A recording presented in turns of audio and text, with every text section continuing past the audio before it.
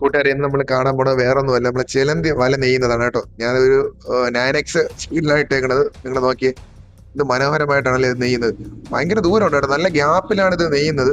ഞാൻ ഓൾറെഡി വലയൊക്കെ കണ്ടിട്ടുണ്ട്, പക്ഷെ ഇങ്ങനെ നെയ്യുന്നത് കണ്ടിട്ടില്ല കേട്ടോ. ഇങ്ങനെ വല പക്ഷെ എന്നാൽ കണ്ടോണ്ടിരിക്കാൻ നല്ല രസം വരുന്നത്.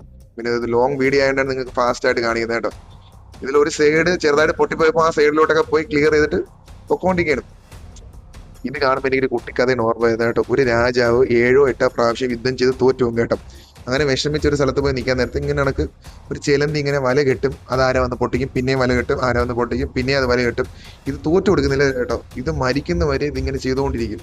ഇത് കണ്ടിട്ട് ആ രാജാവ് പിന്നെയും പോയി യുദ്ധം ചെയ്ത് വിജയിക്കുകയാണ് ചെയ്യുന്നത്. ഈ ചിലന്തിക്ക് ഒരു പ്രത്യേകത ഉണ്ട്, ഇതിനെ കൊന്നില്ല എന്നുണ്ടെങ്കിൽ ഇത് വല അടിച്ചിട്ട് കാര്യമൊന്നുമില്ല.